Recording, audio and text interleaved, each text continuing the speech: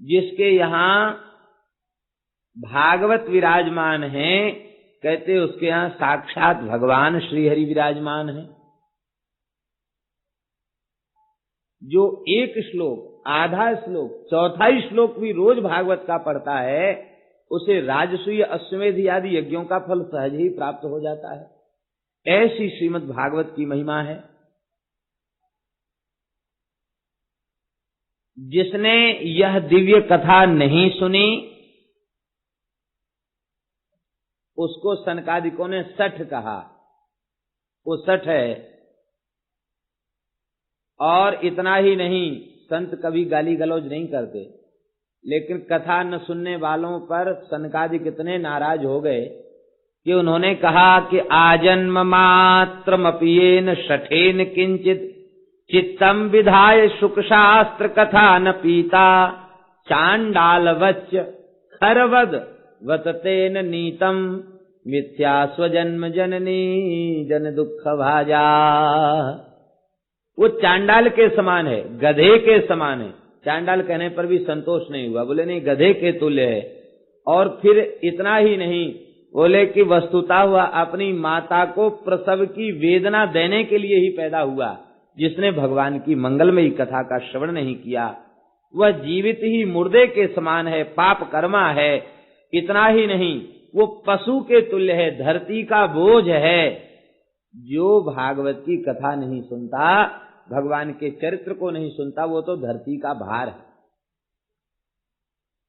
ऐसी श्रीमद् भागवत की दिव्य महिमा है। सप्ताह श्रवण की विधि का वर्णन किया गया है।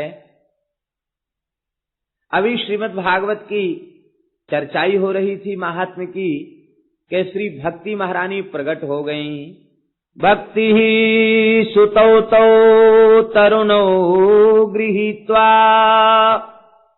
प्रेमैक रूपा सहसा विरासीत् श्री कृष्ण गोविंद हरे मुरारे नाथेति नामानि मुहुर्वदन्ति।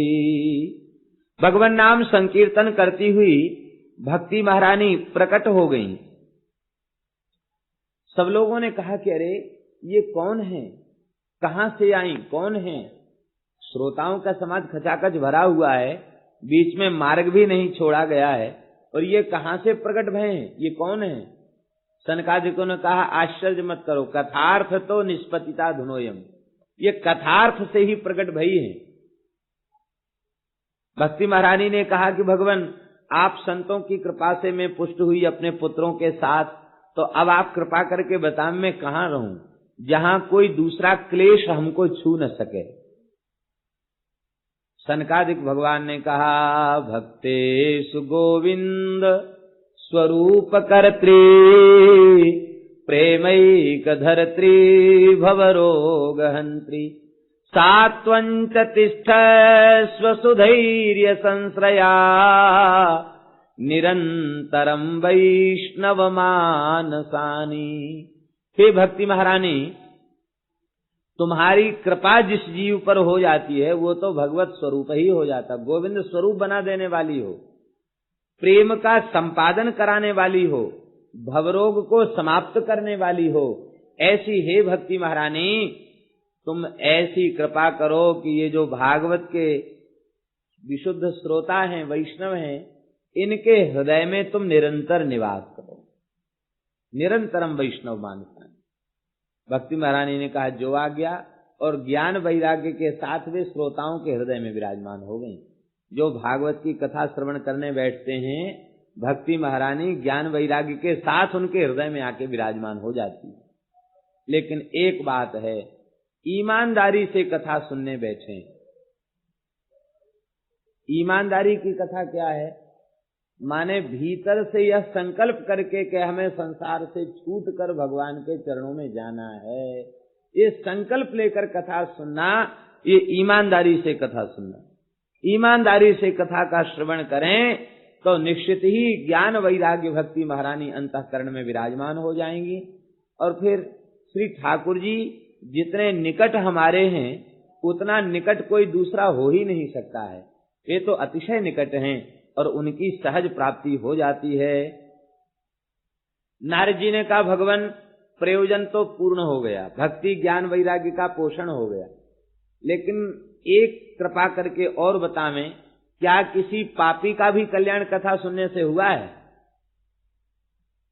भक्ति ज्ञान वैराग्य तो पुष्ट हो गए, लेकिन ऐसा कोई भयंकर पापी हो जिसके पाप का अब कोई प्रायश्चित्त न बचा हो और उसे भी कथा सुनकर भगवत प्राप्ति भई हो, ऐसा कोई उदाहरण है क्या?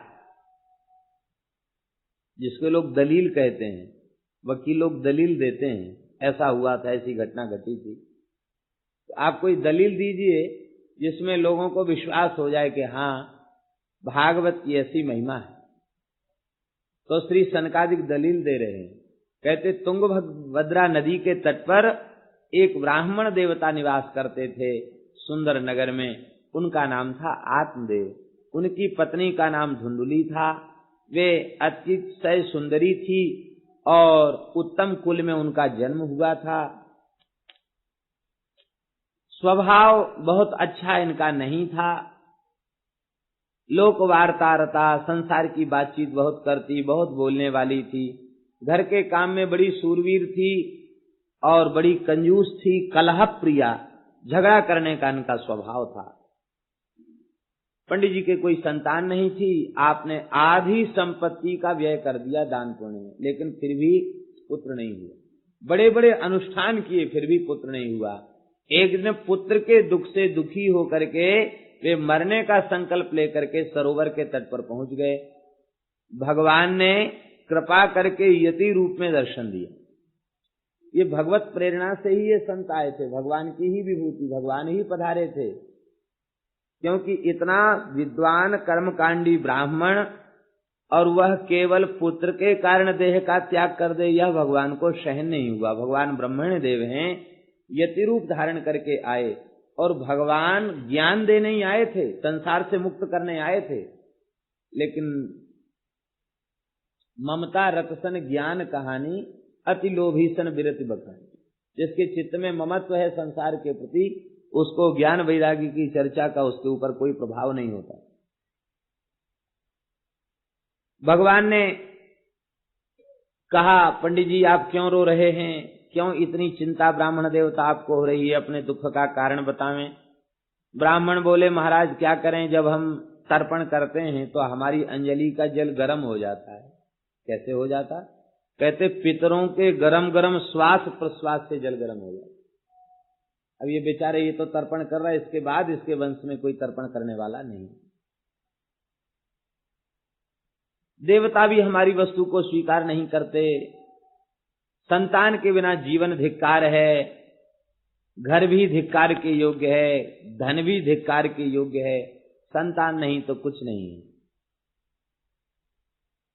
वे यति हंसने लग गए, कहा वाह पंडित जी, इतने बड़े विद्वान होकर के भी आपको संतान की इतनी महिमा समझ में आ रही कि संतान के बिना सब कुछ व्यर्थ है।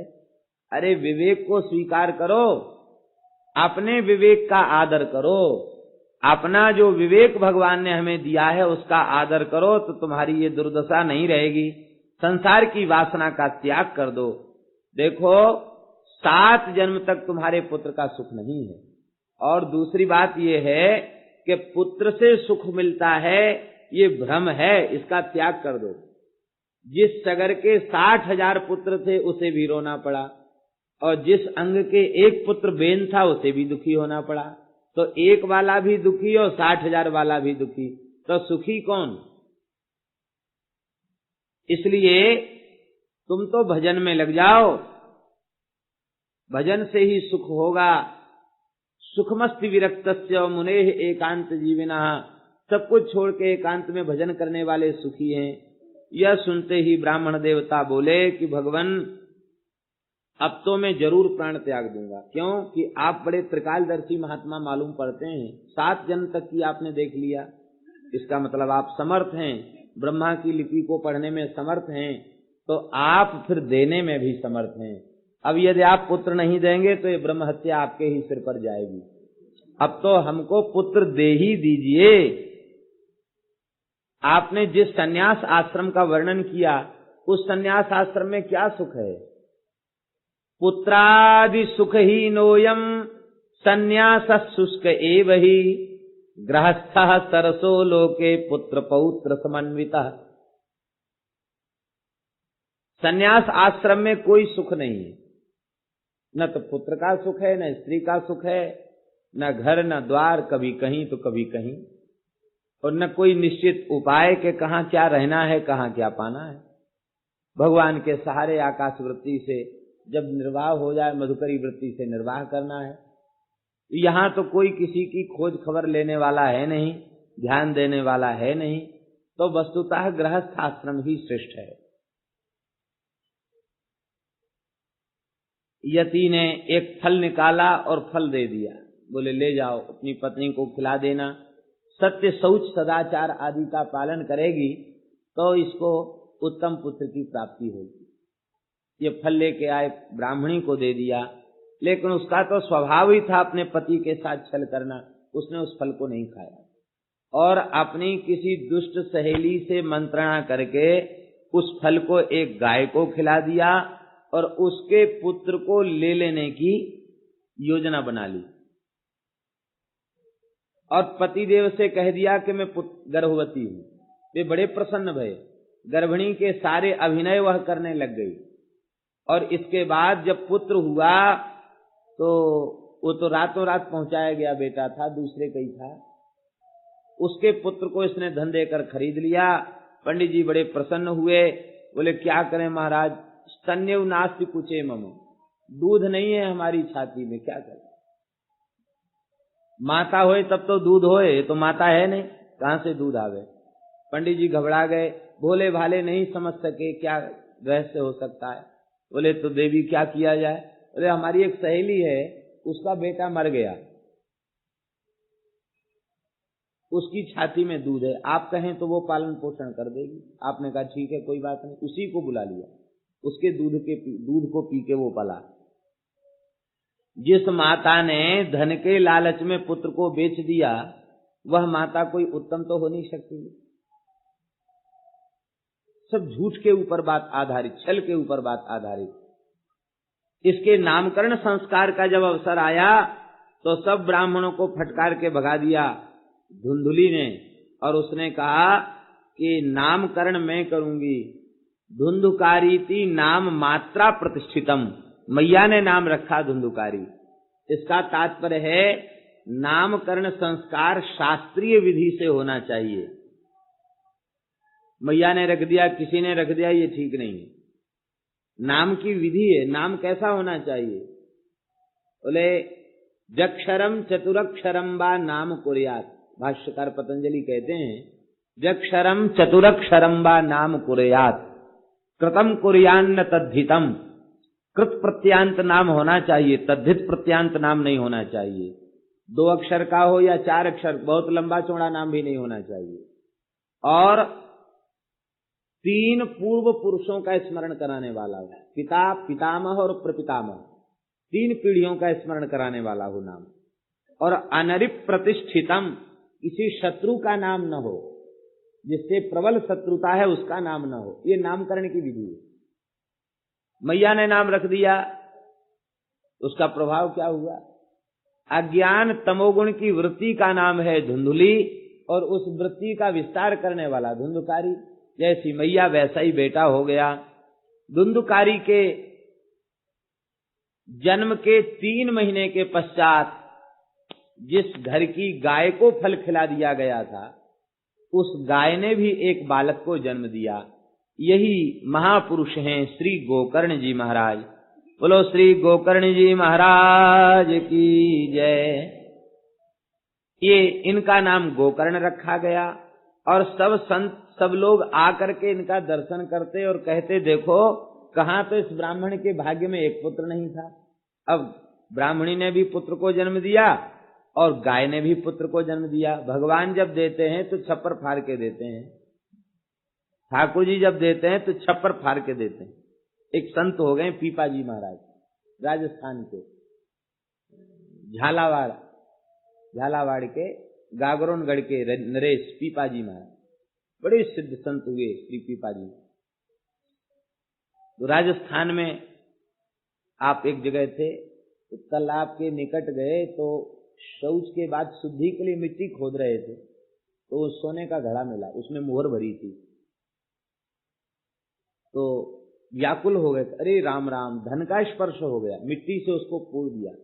उस मिट्टी से हाथ तक नहीं धोए, बोले अशुद्ध मिट्टी है, इससे हाथ नहीं धोए। दूसरी जगह गड्ढा खोद करके उससे मिट्टी से हाथ धोए। और उनकी जो पत्नी सीता सहचरी हैं, उनसे वे कहने लग गए, श्री वृंदावन बिहारी लाल की। सीता सहचरी जी से कहने लग गए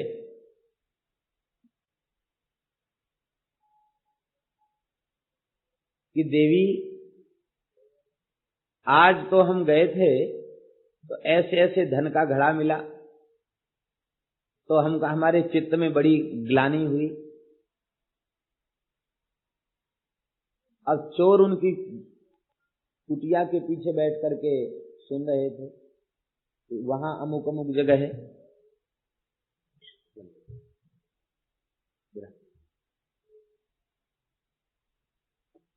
श्रवण कर रहे थे। चोर तो उन्होंने के मन में बड़ा भाव जगा, बोले अरे देखो महात्मा बड़ा मूर्ख है, इतने धन को ऐसे ही छोड़े आए, चलो अच्छा हुआ हम लोगों को मिल जाएगा। वे चोर वहां से पहुंचे, वहां पहुंच करके उस गड्ढे में मिट्टी तो हटी ही थी, थोड़ी मिट्टी हटाई, उनको भी घड़ा दिखाई पड़ गया, लेकिन वो सोने का उनके लिए नहीं दिखाई पड़ा, उन्हें लगा मिट्टी का घड़ा है, उनके लिए मिट्टी हो गई। तो मिट्टी का घड़ा है और उसके ऊपर मलैया रखी थी मिट्टी की, वो मलैया को हटाया तो उसमें देखा कि भयंकर बिच्छू उसके भीतर पड़े हुए हैं, सर्प बिच्छू। तुरंत उन्होंने मलैया को ढक दिया, बोले कि वो बाबा जी को पता चल गया हुआ कि हम लोग कुटिया के पीछे बैठे हैं, इसलिए हम लोगों को मरवाने के लिए ऐसा किया, तो चलें उन्हीं की कुटिया में इसको पटक के आवे। तो रात्रि हो गई थी, वो उस घड़े को लेके गए और छप्पर के ऊपर चढ़ गए और तेज धारदार हथियार से छप्पर को काटा। काटने में बहुत समय लग गया, और वो तो निश्चिंत होकर के सो रहे थे, क्योंकि धनवान लोग निश्चिंत होकर नहीं सो सकते, और निष्किंचन महात्मा उनको क्या चिंता, वो निश्चिंत होकर सो रहे थे। तो धारदार हथियार से उस झोपड़ी को काटा और काट करके घड़े को पटक करके भाग गए। जब घड़ा गिरा तो दोनों की निद्रा भंग हुई, सीताराम सीताराम कह के आंख खोली तो देखते हैं कि पूरी कुटिया में मोहर पड़ी गई। बोले देखो देवी, सुनते थे कि भगवान देते तो छप्पर फाड़ के देते, ये छप्पर फाड़ के दिया भगवान ने, क्या करें। कहते बस कथा कीर्तन होने दो, साधुओं का भंडारा होने दो, जीव मात्र की सेवा होने दो। और जब तक वो पूरा धन सेवा में लग नहीं गया, तब तक वे निरंतर उसी सेवा को करते, फिर निष्किंचन हो गए। हरिशरणम। तो सब लोग कहने लगे कि ब्राह्मण देवता को तो भगवान ने छप्पर फाड़ के दिया। समय आगे बढ़ा, धुंधुकारी दुष्ट प्रकृति का हुआ और गोकर्ण जी महान संत प्रकृति के हुए। संत, क्योंकि संत के फल से आपका प्रादुर्भाव है, संत की कृपा से आपका प्रादुर्भाव है, इसलिए आप में संतोचित लक्षण थे। गोकर्ण पंडितो ज्ञानी धुंधुकारी महाखला। गोकर्ण महान पंडित विद्वान हुए और धुंधुकारी महादुष्ट हुआ। जो पंडित जी कह रहे थे कि पुत्रादि सुख से हीन, सन्यास सूखा है, गृहस्थाश्रम सरस है, आज गृहस्थाश्रम का बढ़िया अनुभव भगवान ने कृपा करके उनको करा दिया। सारे पिता की संपत्ति को उसने नष्ट कर दिया, और इतना ही नहीं, पात्रों को बेच करके जुआ में हार गया और पिटाई और करता, पीटता और कहता रोना मत, बाहर निकलना मत, क्योंकि तुम बाहर हमारी शिकायत करोगे तो हमारी बदनामी होगी, प्रतिष्ठा में हानि होगी। तो रोने भी नहीं देता, इतना इसने सताया। आधी रात के समय ये रो रहे थे, क्यों धुंधकारी घर में नहीं था, रात में तो घर में रहते ही नहीं था, तो सोचा कि चलो रो करके भी अपनी छाती को हल्का कर लें। उच्च स्वर से रो रहे थे। श्री गोकर्ण जी उस समय बैठ करके भजन कर रहे थे, ध्यान कर रहे थे। पिता के रुदन को सुना तो आप उनकी कुटिया में पहुंचे और कहा, पिताजी ये संसार असार है, दुख रूपी है, मोहित करने वाला है। किसका पुत्र, किसका धन, किसकी स्त्री, किसी का कुछ नहीं है। स्नेहवान ज्वलते निशम। स्नेह शब्द का अर्थ होता है तैल। तैल जब तक होता है तब तक दीपक जलता है। ये आसक्ति जब तक है तब तक वह जल रहा है। आसक्ति शून्य हो जाए तो जलना बंद हो जाए। इंद्र को सुख नहीं है, चक्रवर्ती राजा को सुख नहीं है, इंद्र को भी सुख नहीं है। एकांत में भजन करने वाले महात्मा को सुख है। इस कुपुत्र में तुम्हारा जो मोह है, इस मोह के कारण तुम विद्वान होते हुए भी नरक में जाना पड़ेगा। मोह तो नरके गति। देखो, मोह इतना प्रबल बंधन है कि स्वर्गादि लोकों में जाने के बाद भी जब अपने वंश से, परंपरा से, संतान से मोह बना रहता है तो उनके पुण्य पाप से स्वर्ग में पहुंचने पर भी प्रभावित होना पड़ता है, नरक में जाने पर भी उससे प्रभावित होना पड़ता है। मोह तेंद्र को गति। इसलिए भलाई इसी में है कि आज इसी वर्तमान जीवन के रहते हुए शरीर संसार से संबंध सर्वथा तोड़कर भगवान से संबंध जोड़ लो। नित्य संबंध को स्वीकार कर लो। संसार केवल व्यवहार करने के लिए, सेवा करने के लिए मिला है। आसक्ति के लिए संसार नहीं मिला। आसक्ति केवल भगवान में हो, अन्यत्र न हो। नरक जाना पड़ेगा। इसलिए सर्वम त्यक्त्वा वनम ब्रज, सब छोड़कर वन चले जाओ। वनम ब्रज, सबसे श्रेष्ठ वन तो वृंदावन है, जहां भगवान की दिव्य लीला होती है। तो वनम ब्रज का अर्थ है वृंदावनम ब्रज। वृंदावन चले जाओ, वहीं भजन करो। गोकर्ण जी की बात सुनकर के आत्मदेव बोले कि हम तो पंगु हैं, सठ हैं, इस अंधेरे कुएं में गृहस्थाश्रम के पड़े हुए हैं। माम उद्धर दयानिधे, हे दयानिधान महात्मा गोकर्ण, हमारा उद्धार करें। वस्तुतः जो ज्ञान दाता है वही श्रेष्ठ है। श्री गोकर्ण जी यद्यपि पुत्र हैं और आत्मदेव पिता हैं, लेकिन ज्ञान दाता गोकर्ण हैं। इसलिए ज्ञान दाता वस्तुतः पिता के तुल्य होता, गुरु के तुल्य होता।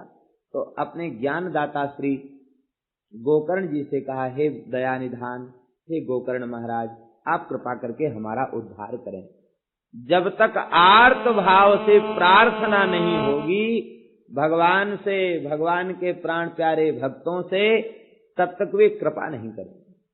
आर्त भाव से प्रार्थना, आर्त भाव से प्रार्थना किया है, समर्पण किया है श्री आत्मदेव जी ने। तो श्री गोकर्ण जी का हृदय द्रवित हो उठा और श्री गोकर्ण जी ने 2 श्लोकों में उनको उपदेश दिया है। गोकर्ण उवाच, देहे स्थिमां सुरुधिरे विमतिं त्यजत्वं, जाया सुतादिषु सदा ममतां विमुञ्च। पश्यानिशं जगदिदं क्षणभङ्गुनिष्ठं, वैराग्य राग रसिको भव भक्तिनिष्ठा। हे पिताजी, आप तो विद्वान हैं। लोग कहते हैं ना कहावत, गणेश को बुद्धि कौन दे? जो बुद्धि के ही अधिष्ठाता हैं, सिद्धि बुद्धि जिनकी शक्ति है, उन गणेश को बुद्धि कौन दे? आप तो स्वयं विवेकी हैं, विद्वान हैं, आपको बुद्धि कौन दे? वस्तुतः सबसे बड़ा अज्ञान है क्या? इस देह को आत्मा मानना लग जाना, यही सबसे बड़ा अज्ञान है। देहात्मवाद ही सबसे भारी अज्ञान है। यह शरीर हड्डी मांस और रुधिर का पिंड है, 7 धातुओं से बना हुआ है। इस शरीर को आपने मैं मान रखा है, यह मैं हूं। देह के प्रति जो आत्मबुद्धि हो चुकी है, जो आत्म तत्व है, उसको आप भूल चुके हैं, और जो अनात्मा है उसको ही आत्मा मान बैठे हैं। ये अनात्मा है, शरीर प्रकृति है, जड़ है। भूमिरापो नलो वायु खम मनो बुद्धिरेव च अहंकार इति यम में भिन्ना प्रकृति रष्टधा। इस जड़ प्रकृति को आपने अपना स्वरूप मान रखा है, इसे त्याग दो। जब तुम शरीर नहीं हो तो शरीर से संबद्ध संसार तुम्हारा कैसे हो सकता है? जब तुम शरीर नहीं हो तो शरीर से संबद्ध संसार तुम्हारा नहीं हो सकता। स्त्री पुत्र आदि में जो ममता है उसको त्याग दो। ममता शब्द कैसे बनता है? तल प्रत्यय होकर के ममता बनता है। तस्य भाव स्वतलौ, भाव अर्थ में त्वा और तल प्रत्यय होते हैं तो ममता बनता है। तो ममता माने क्या हुआ? मेरा है यह भाव, इसी का नाम है ममता। इसका तात्पर्य क्या हुआ? तो इसका तात्पर्य है कि वस्तु है नहीं हमारी, है कुछ भी नहीं अपना, और भाव बना रखा है कि ये मेरा है, इसी का नाम है ममता।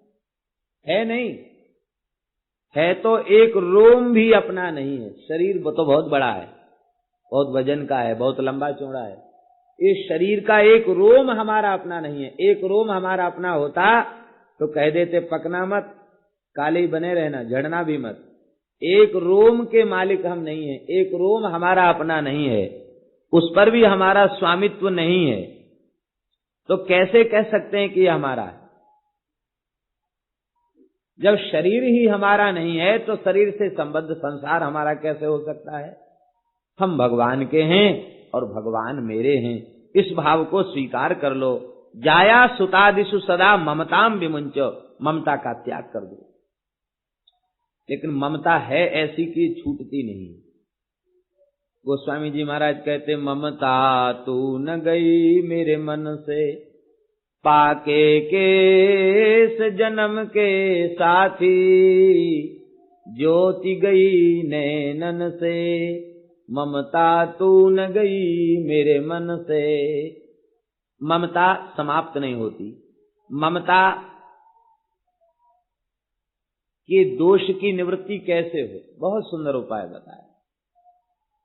बोले ममता के दोष की निवृत्ति, तुलसी ममता राम सो समता सब संसार। जैसे संसार के प्रति यह भाव बना रखा है कि ये मेरा है, शरीर और संसार के प्रति जैसे यह मेरा है यह भाव बना रखा है, यही भाव ठाकुर जी के प्रति बना दो। तुलसी ममता राम सो असमता सब संसार। तुलसी ममता राम सो समता सब संसार, राग न रोष न दोष दुख, दास भय भव पार। बस इतने से ही दास भगवान के भक्त भवपार हो जाते हैं। ममता का क्या? ममता समाप्त नहीं कर सकते तो ममता को भगवान में जोड़ दो। संसार की ममता कैसे छूटे? बहुत सुंदर उपाय बताया। पश्यानिशम जगदिदम क्षणभंगुनिष्ठम, ये ममता की निवृत्ति का साधन है।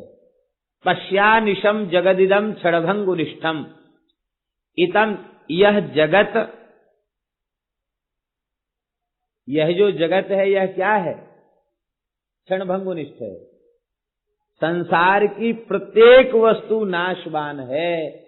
इस बात का जब हम अनुभव कर लेंगे तो संसार की किसी वस्तु में हमारी ममता नहीं होगी। जो पदार्थ उपस्थित है, जो वस्तु सामने आई, आते ही यह अनुभव कर लो कि नाशवान है, उसमें ममता नहीं होगी। हम उसे नाशवान नहीं देख पाते हैं, इसलिए ममता हो जाती है।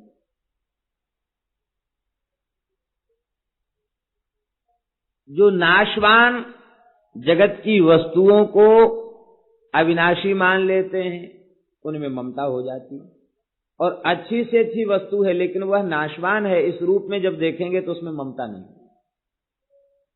अच्छे से अच्छे कोई महल में जाए और वहां जाने के बाद भी वह अनुभव करे कि पर्वतों के ऊपर बड़े बड़े किले चिनवाए गए थे, आज जिनमें चूना नहीं लगाया जा सकता है, सफेदी नहीं कराई जा सकती, इतने बड़े बड़े किले बनाए गए, आज उनमें चूना नहीं, मरम्मत की बात तो छोड़ दो, सफेदी नहीं कराई जा सकती उन किलों में। इतने बड़े बड़े किले पड़े हैं, उनमें चमगादड़ रह रहे हैं, खंडहर हो गए, भूतों का अड्डा बन गया, घास खड़ी है। जब उतने बड़े महलों की ये दशा हो गई तो हम क्या गर्व करते हैं कि यह घर हमारा है, क्या इसकी दशा नहीं होगी?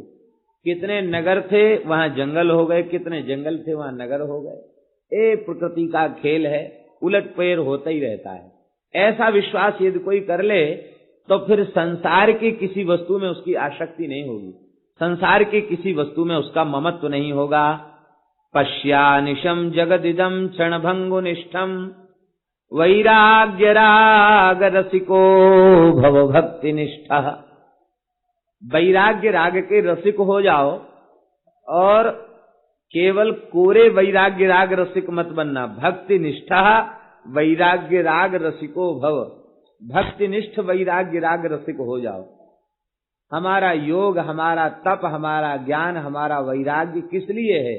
भगवान के प्रेम के लिए है। और भगवत प्रेम से ही वंचित हो गया तो तप, ज्ञान, योग, वैराग्य की क्या महिमा है?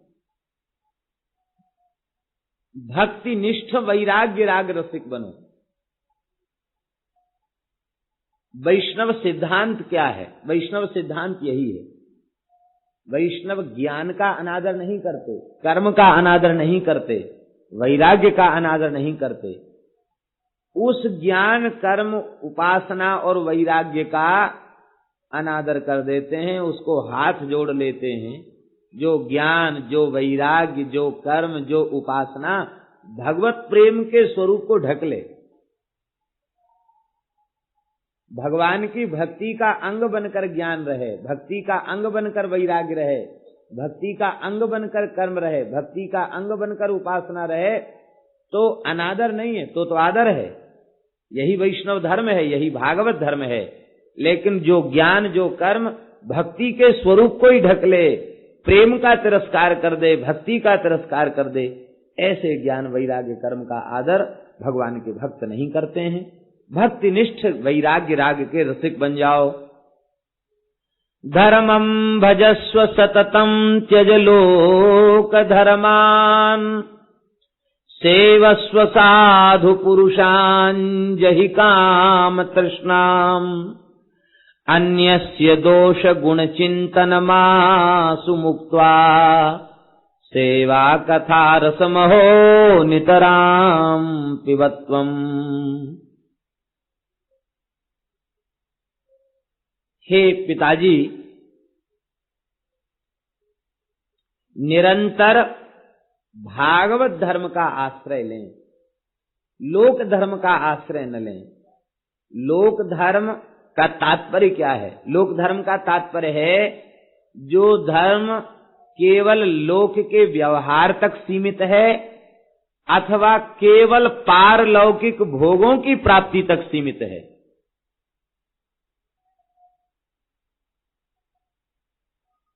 केवल पारलौकिक भोगों की प्राप्ति तक सीमित है अथवा लोक के व्यवहार तक सीमित है, ऐसे धर्म को नमस्कार करो।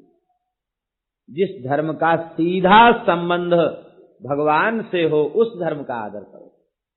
और सीधा संबंध जो है भागवत धर्म का ही भगवान से है। भागवत धर्म का आश्रय लो, लोक धर्म का त्याग कर दो। भक्ति से शून्य जो धर्म है वह अधर्म के जैसा ही है।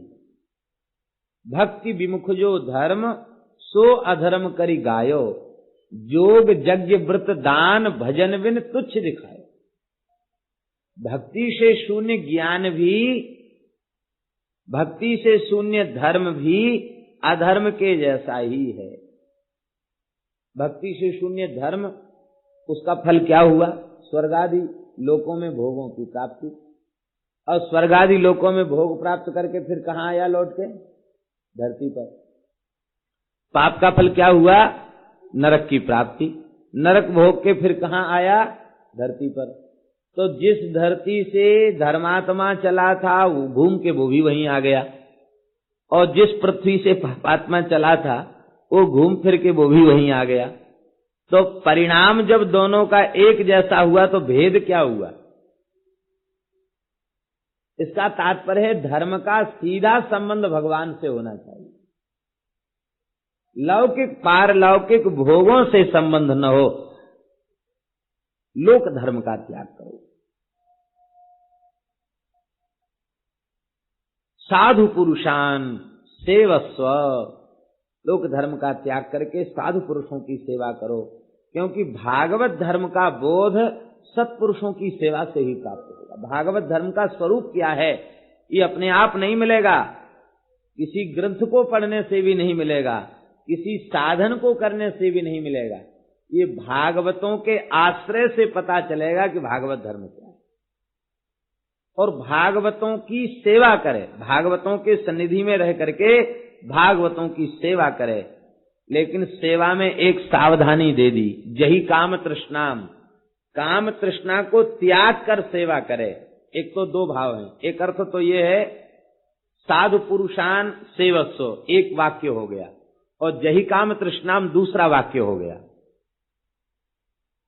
संतों की सेवा करो, काम तृष्णा को त्याग दो। और एक वाक्य इसको करें तो क्या होगा, काम तृष्णा के त्याग पूर्वक संतों की सेवा करो। काम तृष्णा माने कामना, कामनाएं अनंत हैं, और जीव जो है कामना का पुंज ही है मन, चित्त। कामना कोई न कोई चित्त में बनी रहती, अकाम हो जाए, निष्काम हो जाए। काम तृष्णा का त्याग करके सत्पुरुष की सेवा करें। कामना का त्याग करके जब सत्पुरुष की सेवा नहीं होती है तब क्या होता है, बोले उन सत्पुरुषों की सेवा से जो भगवान का दिव्य प्रेम हमें प्राप्त होना चाहिए वो प्रेम प्राप्त नहीं होता, ज्ञान प्राप्त नहीं होता, वैराग्य प्राप्त नहीं होता। सत्पुरुषों की सेवा करने के बाद भी मिलता क्या है, रोटी कपड़ा भोजन, अच्छे अच्छे पदार्थ, ये मिलने लग जाते हैं। क्योंकि भगवान की सृष्टि में जब बड़े से बड़े नास्तिक भी भूखे नहीं मर रहे हैं, तो भगवान के जो शरणागत भक्त हैं, मोहन भोग गले में अटको धन संतन की शरणी, तो ये तो प्राप्त होता ही है।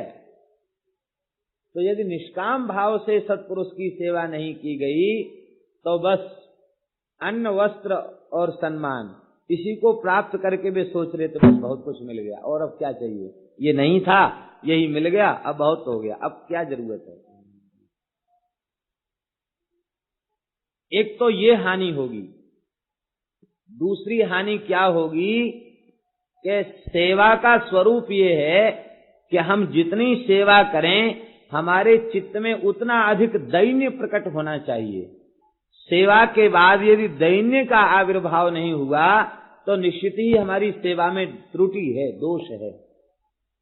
जितनी सेवा करेंगे उतना दैन्य भाव आएगा, और जितना दैन्य भाव आएगा भगवान का प्रेम उतनी अधिक मात्रा में प्राप्त होगा। भक्ति का वाहन दैन्य है, बिना दैन्य के भगवान रीझते नहीं। यही दरबार दीन को आदर रीति सदा चले आई। दीनों का आदर है, अभिमानियों का आदर नहीं है। श्री वल्लभाचार्य जी कहते कथम तद दैन्य मापनुयाम, जिस दैन्य पर आप रीझते हैं उस दैन्य को मैं कैसे प्राप्त करूं, हे प्रभु आप ही कृपा करके बताइए। श्री निम्बारकाचार्य भगवान वेदांत कामधेनु में कहते हैं कृपास्य दैन्यादि युजिप प्रजायते, भगवान की कृपा से ही दैन्य का आविष्कार होता है, और जब तक दैन्य नहीं हुआ तब तक भगवान का प्रेम प्राप्त नहीं होता। और श्री चैतन्य महाप्रभु जी ने तो कीर्तन की भजन की पद्धति को ही बताया, दैन्य से ही उसका शुभारंभ किया। तृणादपि सुनीचेन तरोरपि सहिष्णुना अमानिना मानदेन कीर्तनीय सदा हरि। भगवान सदा कीर्तनीय है। किस पद्धति से, पद्धति बता रहे हैं। तृणादपि सुनीचेन, तृण से भी अधिक अपने को छोटा माने। तृण भी वायु के वेग से उड़कर आंख में पड़कर आंख तक फोड़ सकता है। वायु के वेग से आंख में चला जाए तो हो सकता आंख फूट जाए। तृण के से भी छोटा क्या हुआ, बोले तृण भी अनिष्ट करता है। संत के द्वारा, भक्त के द्वारा किसी जीव का अहित न हो, अनिष्ट न हो। तृणादपि सुनीचेन, तरोह अपि सहिष्णुना, वृक्ष से भी अधिक सहनशील हो जाए, स्वयं अमानी हो, दूसरों को मान दे। बस इस पद्धति से भगवान के कीर्तन को सदा करना चाहिए। सेवा करेगा, भगवान की सेवा करेगा, भक्त की सेवा करेगा तो दैन्य प्रकट होगा, लेकिन तभी प्रकट होगा दैन्य जब निष्काम भाव से सेवा करेगा। निष्काम भाव से सेवा करो तो संत सेवा ही नहीं, निष्काम भाव से जगत की सेवा करो तो दैन्य प्रकट हो जाए। ये जगत भगवान का ही तो स्वरूप है, भगवान से भिन्न जगत थोड़ा ही है, भगवान का ही स्वरूप है। निष्काम भाव से जगत की सेवा करो तो भी दैन्य प्रकट हो जाएगा। दैन्य के बिना सबकी सेवा संभव ही नहीं है। और जब सकाम भाव से सेवा की जाएगी तो दैन्य नहीं होगा, अभिमान होगा। कई बार तो ऐसा भी हो जाता है, क्या करें, हम लोग बड़े अज्ञानी प्रकृति के जीव हैं। कई बार तो ऐसा भी हो जाता है कि सत्पुरुष की सेवा करने के बाद हम समझते क्या हैं कि हमने इनके ऊपर भारी उपकार किया है। किसी महापुरुष के आश्रम में हम रह रहे हैं, हमको ये नहीं लगता कि वे हमारे ऊपर कृपा करके हमारे ज्ञान वैराग्य भक्ति का पोषण कर रहे हैं, हमें भजन की सुविधा प्रदान कर रहे हैं, हमारे जीवन को कृतकृत्य बना रहे हैं। ये अनुभव नहीं होता। अनुभव ये होने लग जाता है जब निष्काम भाव से सेवा नहीं करता, तो उसे ये अनुभव होने लग जाता है कि हम बड़ी कृपा कर रहे हैं इनके ऊपर, हम न होते तो ये सब कुछ नहीं होता। करने कराने वाले ठाकुर जी हैं और वो सेवा करने वाला अपने ऊपर सबसे श्रेय ले लेता। कैसे? बोले जैसे बैलगाड़ी के नीचे कुत्ता चलता है, पालतू कुत्ता देखा होगा, बैलगाड़ी के नीचे नीचे चलता है, लांटन लटका लेते हैं, देखा होगा अपने देहात में, कुत्ता चलता जाता है। कुत्ते से किसी ने पूछा भाई भीतर क्यों चल रहे हो, बाहर निकलो। कहते रे नहीं, ये सब गाड़ी का भार जो है हमारे कंधे पर है, हमारे ऊपर है, हम हट जाएंगे तो गाड़ी कैसे चलेगी, हम ही तो ढो रहे हैं इस गाड़ी को। बेचारे गाड़ी तो ढो रहे हैं बैल, और कुत्ता भ्रम कर लेता है कि हम ढो रहे हैं। ये स्थिति हो जाती है। गुरुजनों की सेवा करके, संत की सेवा करके, गौ की सेवा करके वो ये नहीं समझते कि हमको ये सेवा प्राप्त हो रही है, हमारा सौभाग्य है। वो ये समझते हैं कि हम सेवा कर रहे हैं, ये हमारा एहसान है। फिर कई बार तो सेवक भी ऐसा कहने लग जाते हैं, आपकी बुद्धि तो हम ठिकाने लगाएंगे, आप दूसरों को पढ़ाते समझाते हैं, हम आपकी बुद्धि ठिकाने लगाएंगे। कई बार तो ऐसा अपराध भी उनके द्वारा बनने लग जाता है। इसलिए सेवा का स्वरूप क्या है? कहते काम तृष्णा को त्याग कर सेवा कर, निष्काम भाव से सेवा करे, यही सेवा का स्वरूप। हमारे वृंदावन में एक संत थे, श्री जीव गोस्वामी जी महाराज। बड़े बड़े लोग उनका दर्शन करने आते, बहुत बड़े विद्वान थे, और राजा महाराजा भी आते, भेंट करते। तो आप सायंकाल को सारी वस्तुओं को उठा के यमुना जी में डाल देते। कहते यमुना जी भगवान की प्रिया हैं, प्रिया जी ठाकुर जी की सेवा में लगा देंगे। तो जो कुछ वस्तु आती सब यमुना जी में विसर्जित कर देते।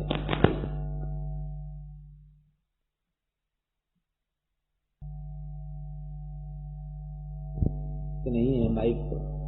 पास में रहने वाले सेवकों ने कहा महाराज ये वस्तु आप सब डाल देते हैं यमुना जी में, ये ठीक नहीं है।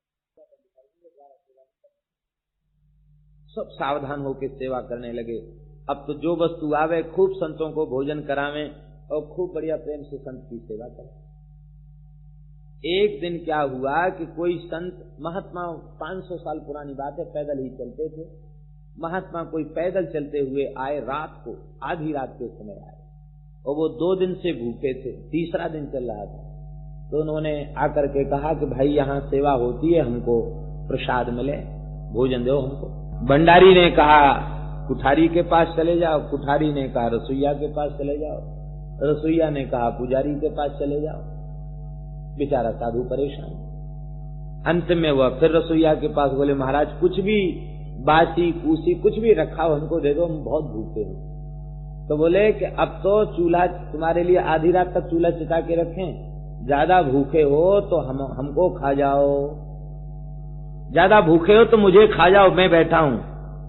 दिन भर सेवा करते हैं, रात को भी तुम सोने नहीं दे तो हमको खा जाओ। ऐसा कह के वो सो गया। श्री जीव गोस्वामी जी बैठ के भजन कर रहे थे। आप उठे और उठ करके आपने टिक्कड़ बनाया और सेवक कहिए सोए। श्री भगवत ऋषि जी महाराज की वाणी है, रुचि ले सुचि सेवा करे, सेवक कहिए सोए, तन मन धन अर्पण करे। तन मन धन तीनों चीज अर्पित कर दे और अर्पित करने के बाद रहे अपन को। अर्पण करने वाले लोग कहते हैं हमने बनवाया, ये हमने किया, ये हमने किया, तो उनकी सेवा नष्ट हो गई। सब कुछ देने के बाद भी अपनापन खो करके रहे अपन को खोए, द्रवे तब हरि गुरुदेवा। ऐसी पद्धति से सेवा करेगा तो ठाकुर जी द्रवित हो जाएंगे, गुरु महाराज द्रवित हो जाएंगे, संत द्रवित हो जाएंगे, देवता द्रवित हो जाएंगे। हरि गुरुदेवा, अन्न मांगो सब मिले, फिर कुछ मांगना नहीं पड़ेगा, बिना मांगे ही सब कुछ प्राप्त हो जाएगा।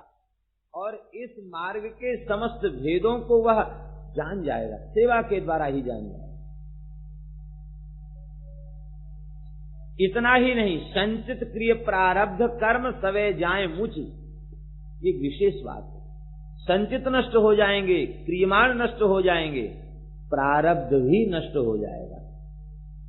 आप लोग कहेंगे कि प्रारब्ध के संबंध में तो ये प्रसिद्धि है कि नाभुक्तं क्षीयते कर्म कल्पकोटिरपि अवश्य में भोक्तव्यम कृतम कर्म शुभाशुभम, और प्रारब्ध का भोग तो अनिवार्य है।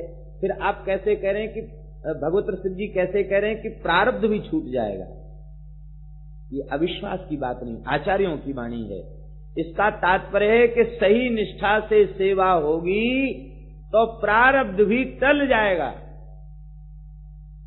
जगन्नाथपुरी के श्री माधव दास जी, उनको शरीर में रोग हो गया, अतिसार हो गया, तो साक्षात जगन्नाथ जी उनकी सेवा करने पधारे। साक्षात, छद्मवेश से नहीं, साक्षात भगवान आए और उनके मलमूत्र से सने हुए वस्त्रों को भगवान धोने लग गए।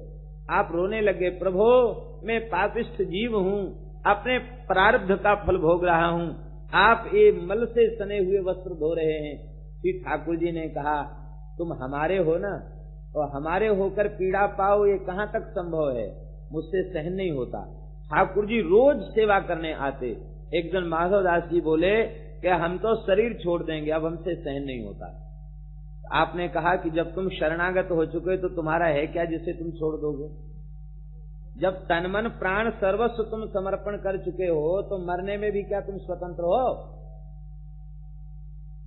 इसका मतलब है तुम समर्पण ठीक नहीं है। आप चुप हो गए, बोले भगवान बात तो आपकी सब सही है, ये सर्वस्व आपका ही है, लेकिन सहन नहीं हो रहा आपकी सेवा। कहते अच्छा सहन नहीं हो रहा है तो अभी 10-12 दिन का प्रारब्ध और बाकी है, इसको हम अपने ऊपर ले लेते हैं। भगवान ने अपने ऊपर प्रारब्ध को ले लिया। आज भी जगन्नाथ जी रथ यात्रा के पहले अस्वस्थ हो जाते, उनका इलाज होता है। एक बार माधव दास जी के प्रारब्ध को भगवान ने अपने ऊपर लिया और आज तक उस घटना का स्मरण करने के लिए भगवान जगन्नाथ कुछ दिन दर्शन नहीं देते और वे अस्वस्थ होते हैं, उनकी चिकित्सा होती है। तो स्वामी सेवक के दुष्प्रारब्ध को ले लेता, ये सेवा की महिमा।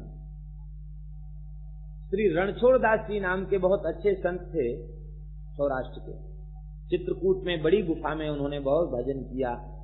एक उनके बहुत सेवक थे, सत्संगी अनुरागी थे, उनको श्वास की बीमारी हो गई।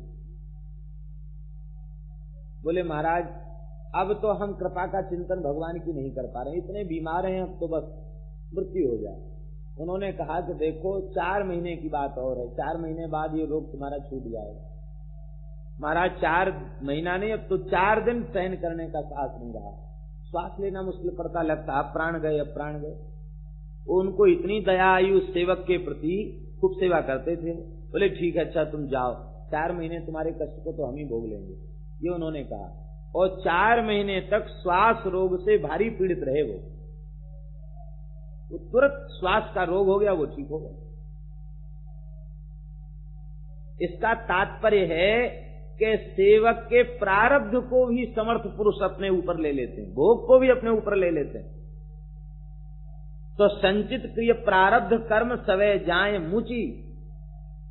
हम लोग कई बार सोचने लग जाते हैं ये महापुरुषों को ऐसा कष्ट क्यों, इनको कोई कष्ट नहीं है, ये हम जीवों के कई बार भोगों को दोषों को अपने ऊपर ले लेते हैं, करुणावश अपने सेवकों के दोष को अपने ऊपर ले लेते हैं और अपने द्वारा उसका भोग के द्वारा उसका क्षय कर देते हैं।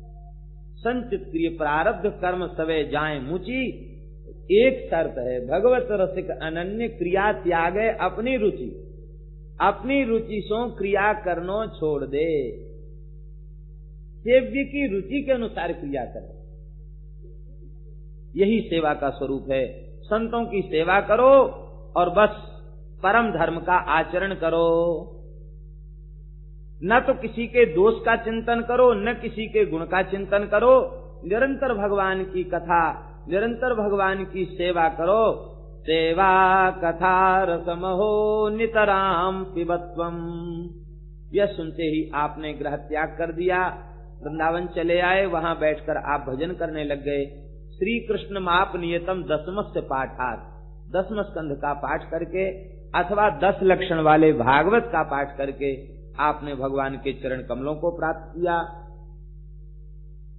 गोकर्ण जी विरक्त हो गए और धुंधकारी को अधोगति में जाना पड़ा। दुष्ट स्त्रियों ने उसे मार दिया, माता ने तो पहले ही आत्महत्या कर ली थी।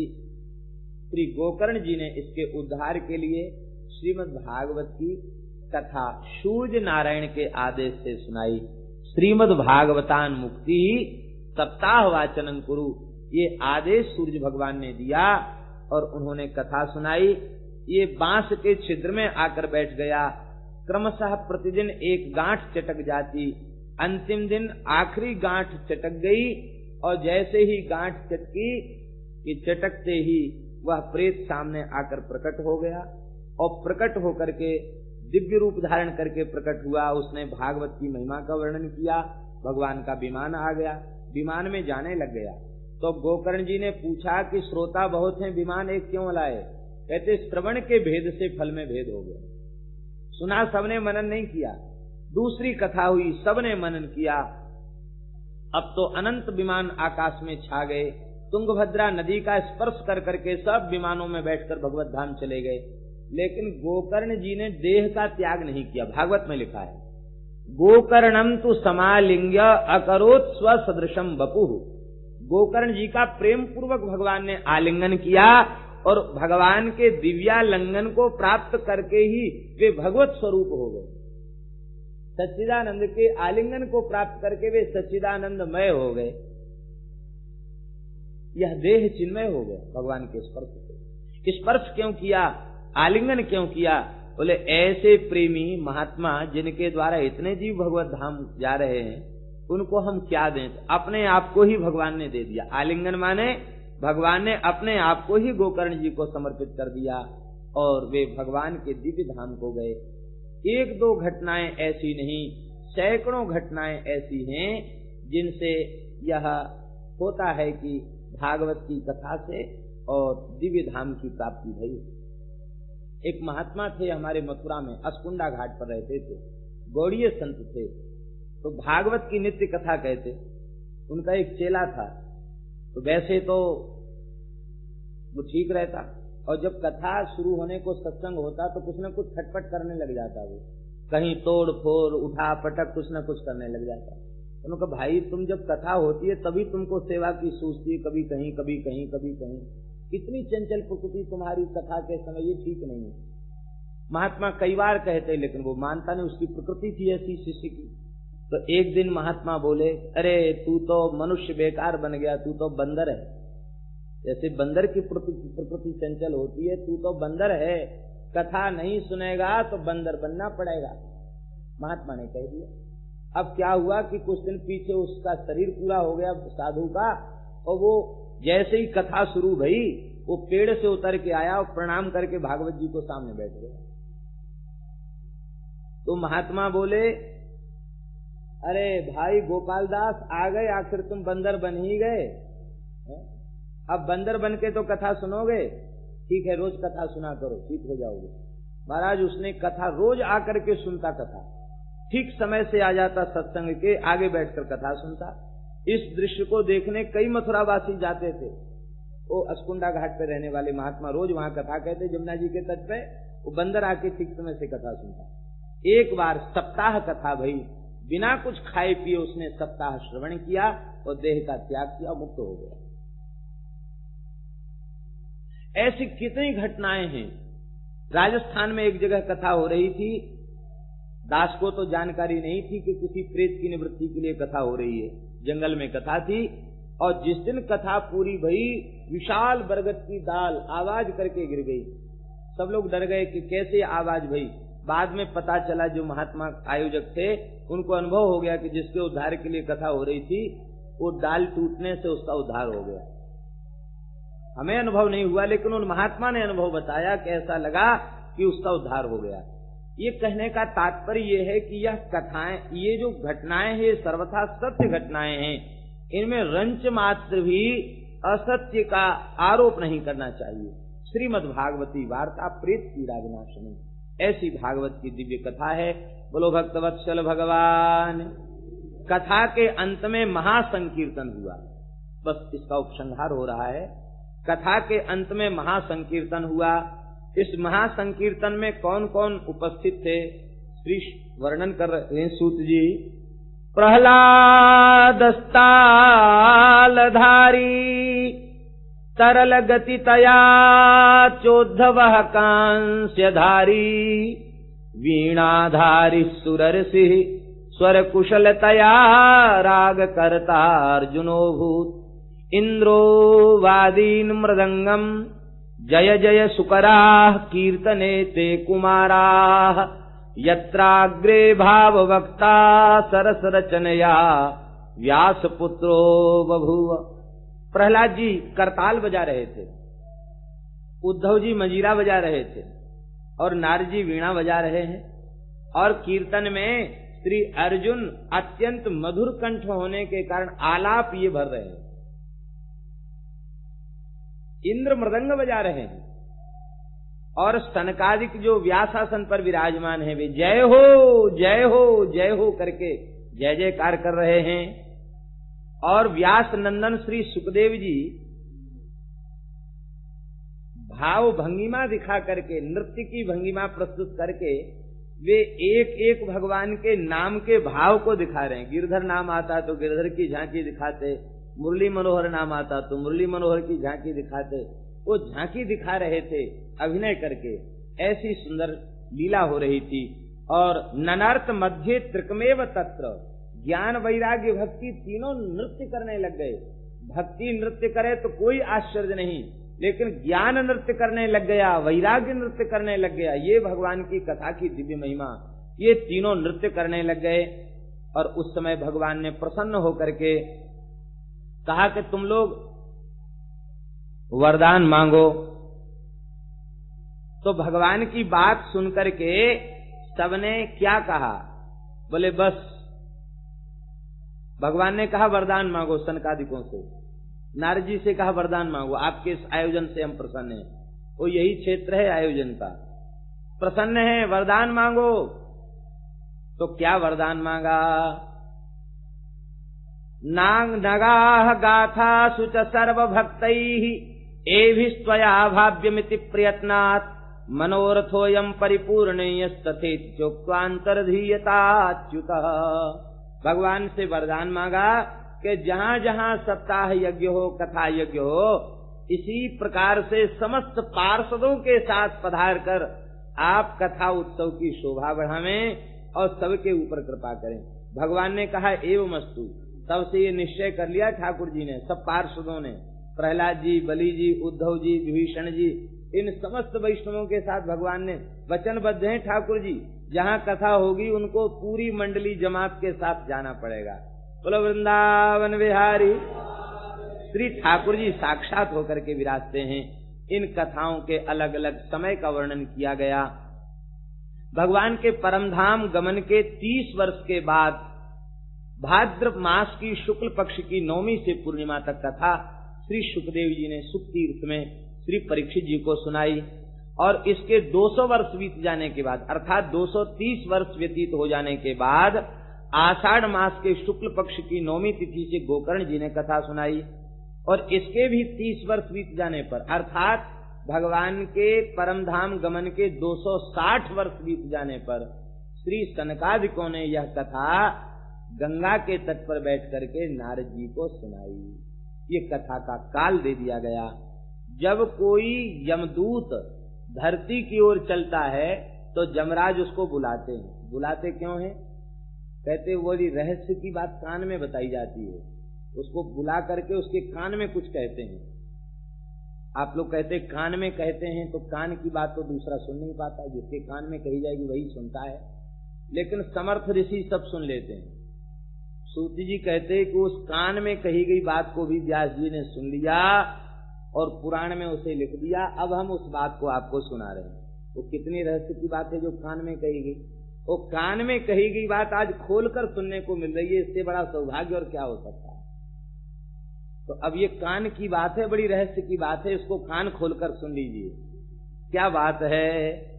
स्वपुरुष मपि वीक्ष्य पाशहस्तम वदति यमः किल तस्य कर्णमूले परिहर भगवत कथा सुमत्तान प्रभुरहमन्य नृणाम न वैष्णवानाम।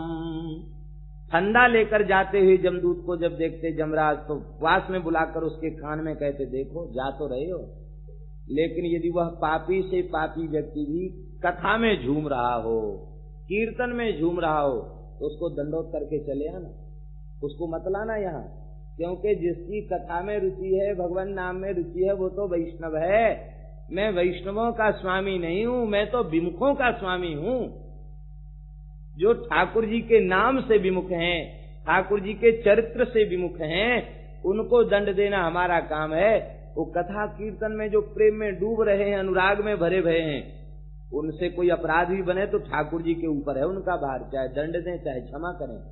तुम वहां मत जाना, तुम तो उनकी परिक्रमा करके लंबी दंडोत करके चले आए। इसका मतलब है कि हम लोग ऐसे ही कथा कीर्तन में डूबे रहें तो फिर जमराज के दूत आएंगे भी तो दंडोत करके चले जाएंगे, हमारा कुछ बिगाड़ने वाले नहीं है। श्री ठाकुर जी के पार्षद ही हमको लेने आवेंगे। ये भगवान के नाम की, भगवान की कथा की दिव्य महिमा है। बोलो भक्तवत्सल भगवान। यथामति यथा समय संक्षिप्त रूप से आज प्रथम दिन की कथा में दोनों पुराणों के महात्म्य की चर्चा हुई। पूर्वाह्न में स्कंद पुराणोक्त महात्म्य और अपराह्न में पद्म पुराणोक्त महात्म्य की चर्चा हुई। कल से प्रथम स्कंद से ग्रंथ का आगे शुभारंभ होगा। बस एक ही बात है, खूब धैर्य पूर्वक और शांति पूर्वक कथा श्रवण करें। आप लोग उद्विग्न चित्त से सुनेंगे तो हमको भी बहुत आनंद नहीं मिलेगा और आप लोगों को भी पूरा पूरा आनंद नहीं मिलेगा। एकदम शांत होकर के कथा का श्रवण करेंगे।